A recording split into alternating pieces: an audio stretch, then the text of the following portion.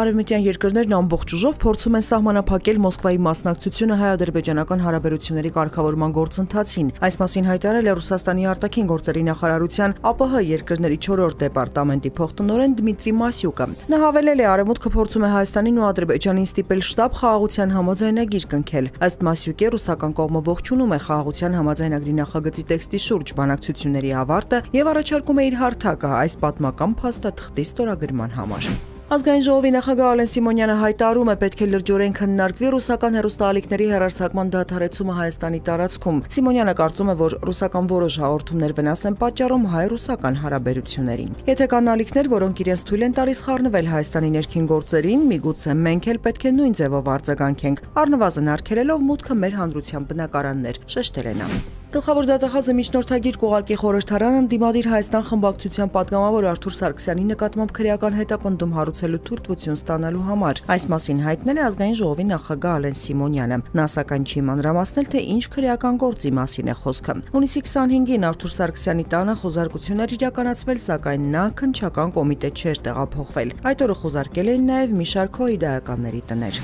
Շիրակի թեմի առաջնորդ Միքայել arczepiskopos Հաչապահյանի վերաբերյալ քրեական վարույթով իրավապահ մարմինների իրավական փաստարկները ոչ միայն անհիմն են, այլև հակասական։ Նման հայտարարություն է տարածել նրա պաշտպանական թիմը։ Նշվում է, որ հայտարարությունները փորձ է արվում հասարակության ոչ իրավաբան հատվածի մոլորեցնել, թե իբր Միքայել Սրբազանի հարցազրույցները հանցագործություն են եւ իրենք ունեն բավարար ապացույցներ։ Պաշտպանական թիմը խոստանում է առանձին ներկայացնել իրենց գնահատմամբ իրավապահ մարմինների մանիպուլյացիաները։ Շիրակի թեմի առաջնորդը հունիսի 28-ին 2 ամսով կալանավորվել է։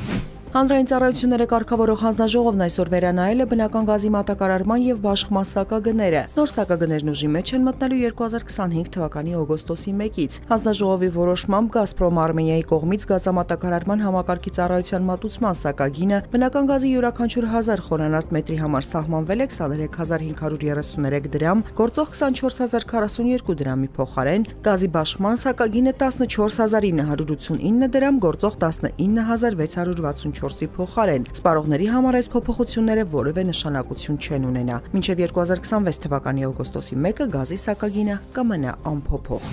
Բաքվում Սպուտնիկ Ադրբեջանի գրազենյակում խոզարկություններից հետո ձերբակալվել է 7 մարդ, որոնցից 2-ը կալանավորվել են։ Հաղորդում է, որ քրեական գործ է հարուցվել խարդախության, ապօրինի ձեռնարկատիրության եւ հանցավոր ճանապարհով ստացված գույքի օրինականացման հոդվածներով։ Ձերբակալվածների թվում են մասնավորապես գործակալության ղեկավար Իգոր Կարտավին եւ գլխավոր խմբագիր Եվգենի Բելաուսովը։ Կրեմլը հերքել է Ուկրաինայի հարցով Միացյալ Նահանգների նախագահ Դոնալդ Թրամփի հատուկ բանագնաց Քիթ Քելլոգի պնդումը, թե Ռուսաստանը ձգձգում է խաղաղության բանակցությունները։ Ռուսաստանի նախագահի խոսնակ Դմիտրի Պիսկովը հայտարարել է, Մոսկվան կատարել է բանակցությունների ընթացքում մինչ այժմ ձեռք բերված բոլոր պայմանավորվածությունները։ Նախորդին Քելլոգը Մոսկվային կոչ էր արել անհապաղ հրադադար հաստատել եւ եռակողմ բանակցություններ սկսել, հավելելով, թե Ռուսաստանը չի կարող շարունակել ժամանակ ձգել, ռմբակոծելով Ուկրաինայի քաղաքացիական օբյեկտները։